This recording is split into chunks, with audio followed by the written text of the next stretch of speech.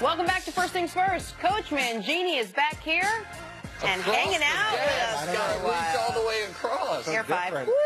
I'm not going to come all the way over. I can't do that. You're going to fill in for us for a little bit. All right. I like that title. Do you like it? Fill in for us Fill in for us a little bit. Eric Mangini, come up. Fills in for us for a little bit. Yeah. I'll come up with something better. Wasn't my best. He's a placeholder. Interim host. Interim host. He'll sit here quietly. IH. Perfect. We'll take. Do not sit there quietly. Okay. All right, Coach, one of my favorite quotes of all time: change nothing and nothing changes. Never has that been more applicable than to and with the Pittsburgh Steelers. You want to change? Go make a change. Mike Tomlin is just 3-5 in the playoffs since the Steelers' 2010 run to the Super Bowl, where they lost. Now, according to reports, some of the team's limited partners are planning to lobby owner Art Rooney to fire Tomlin. Coach, I'll start with you. Is it fair to question Tomlin's performance in Pittsburgh, given the scope of the work that you've seen, but including this past season? Well, one of the great things about the Steelers organization is that they've been committed to continuity, and that's why every single year they have a chance to compete. And those limited partners, it sounds like it's a pretty good thing that they're limited partners right. Because they seem a lot more impulsive than what the Steelers organization typically has been. Are there things that he could change? Yeah, there's things that we all can change. And I know I've talked about this probably too much, is New England's ability to constantly reassess, to try to stay ahead of the curve, to try to identify those areas that they feel are weaknesses and then go address them. I think the same thing's true for a guy like Mike Tomlin. He's going to go back and look at the problems that they've had and try to get those addressed. But that locker room is very different than a New England-type locker room, and managing some of the players that he's dealt with, I think he's done an extremely good job of. And they're not for everyone. They can't operate in everybody's locker room. So you got to give him some credit for that. There's going to be mistakes along the way. I don't think that his level of mistakes are disproportionate to others. Go ahead. You mentioned there are going to be things he's going to have to take a look at. Is that including himself and some of the decisions he made on the field and in that locker room? Just get specific on what you mean. Well, look, I've known Mike for a long time, and I've never found him to be a guy to take a step back and say, hey, it wasn't me. And it's everybody else's fault but mine. He's always been very accountable for the decisions that he's made. He was accountable on the onside kick. He said, look, I was going to take a chance there to try to win the game. And I totally get that decision. You look at what Pittsburgh's defense has done throughout the course of the game, there's no guarantee that they kick that ball off, that they ever get the ball again. So, yeah, they take a chance on the onside kick. It looks worse because the kick is poorly executed. But the decision-making process, the reason he did that, totally understandable based on the things that had happened throughout the course of that game. We do a weird thing with coaches in the NFL that I don't think we do in other sports or in other sports or with players, where we always compare everyone to the best who's ever done it. Everyone's like, well, Belichick does this. Belichick, this is how the Belichick runs. Here's how there's a reason. And I'm not talking about you doing it, because we ask you a lot of times about Bill Belichick. But in general, it's like, well, the Patriots don't have these problems. Well, Bill Belichick is the greatest NFL coach ever. Imagine how bad James Harden would look if we were like, well, but LeBron can do this. LeBron can do that. But no, Nick, what you're doing is a little different. I have to stop you. We're not comparing. We're not saying, he decided to do an onside kick there. Belichick would never go for an onside kick. The things we compare him to are the things that Bill Belichick does to make the culture in New England a tightly run ship, that kind of culture. But the cultures are not transportable to me. You don't have. Do people have any idea how difficult it is to manage a 26-year-old 10 millionaire who's the best in the world at what he does in Antonio Brown, and then a 24-year-old 10 millionaire who hasn't gotten his big paycheck yet, who's one of the best in the world, does it, Le'Veon Bell? Belichick only has one guy like that. Gronk. And Gronk's the one guy who sometimes gets off the leash a little bit. Brady is a special player who's also a grown man. Like, you have different dynamics. Okay, we need to put some things into a context, too. In Bill Belichick's first 6 years as a head coach, he had one winning season. Okay, so there was a lot of growth that took place for him as a head coach.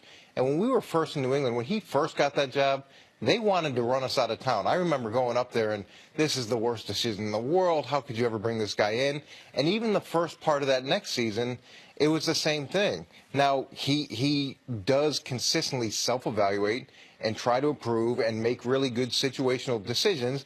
And I think you're going to see that same growth from Tomlin over time. It's not like he's shying away from the decisions he makes. He makes decisions. He stands by them. Are they always right? No, but we get caught up with, did it work or did it not work? Sometimes a guy falls down. Sometimes the onside kick is poorly executed.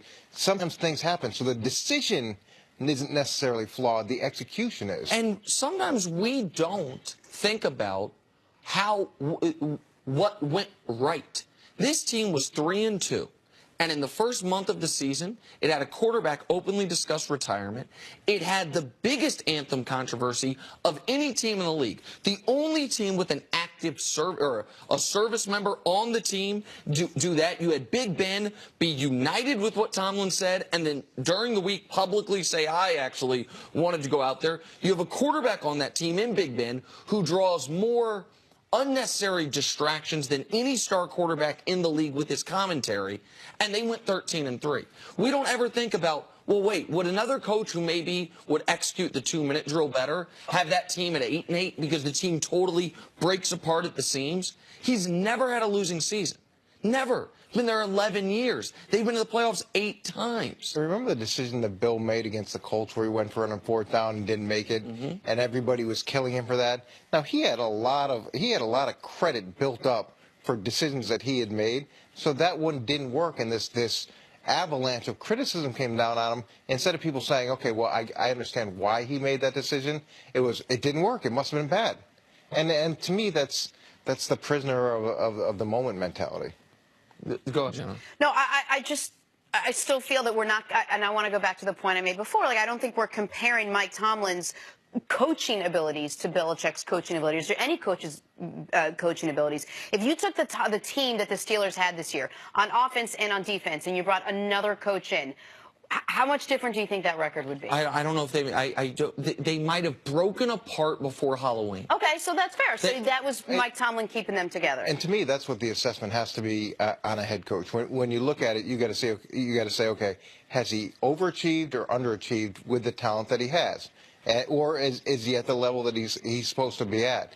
And then you've got to look at the context of the type of players that you have and how you're managing those players. Those things, to me, need to be a big part of the evaluation. And then with the Steelers, when you look at what happened with Shazier, things changed so dramatically for that defense. Of course. They still scored, 42 points in the game? And so you have a team that went 13-3, that got this far. And now you're saying we have to go back to, not the drawing board per se, but you have to go back and look at what the mistakes were made and make some changes if it's not a coaching change. What are the changes you have to make to improve on 13-3? Well, to me, you asked about personal growth, or you asked about Tomlin looking at the things that he does. That's what you do. You put together an after-action report where you look at things we did well, things we did poorly, preparation errors. You try to self-assess not just your personal performance, but as a head coach, how did we do offensively, defensively, on special teams, the composition of the roster. And you say, okay, how can we learn from these mistakes? And I want to show America something, because if Mike Tomlin's on the hot seat, and he shouldn't be, but then every coach in football is essentially on the hot seat except for Bill Belichick. Show us this blind comparison if we could. Here, I'm going to tell you, the guy on the left's Mike Tomlin. But better record than the guy on the right, more playoff appearances. By the way, he's coached 1 fewer year. More playoff wins, 0 sub-500 years compared to 4. Show us those two coaches. It's Mike Tomlin and Sean Payton. Do you know what it took for Sean Payton to even be discussed as on the hot seat? 3 consecutive losing seasons, all under 5, or all missing the playoffs. That's what he had coming into this year, which is why coming into this year, there were finally, for the first time, questions about his job. Forget the controversy surrounding Sean Payton with Bountygate, or this year with the choke sign or the skull chant. No one thinks Sean Payton should be fired. And he shouldn't be fired, by the way. He's a great head coach, as is Mike Tomlin. Like, can you imagine if and by the way, while Ben's awesome, he's not Drew Brees. Like, the whole time, the Saints have had, to me, a better quarterback. Slightly, but a better quarterback. I know you don't like when I do that stuff. That's fine. No, to me, Ben's a Ben's a Hall of Famer as well. So they both had great quarterbacks. So let's put it like that.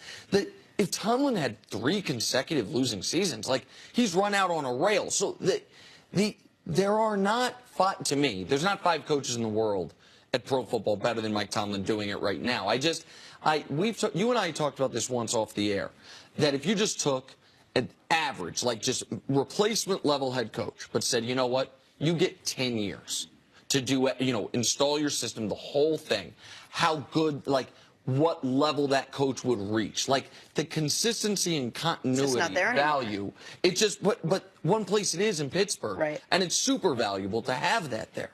And there's a lot of Hall of Fame head coaches who early in their career did not start out very successful because there is a learning curve that goes into it. Another thing that plays into whether a guy's on the hot seat or not on the hot seat is expectations going into the season. The expectations for the Steelers were a lot higher than they were for the Saints. And you do have some really unique talent on Pittsburgh that makes everybody think, okay, they should be able to overcome anything because they've got special players at 2 or 3 spots. All right, Coach, don't go anywhere. Well, maybe go away for a little bit, but then come back. Go away, but then come back. Don't forget to come back. We always want that to happen. Coming up, we'll talk some basketball. Is the Cavs locker room falling apart next on First Things Ripped apart First. at the seams. Cavs locker room. Disaster. Oh, snap. Every truck guy has their own way of conveying powerful. Yeah.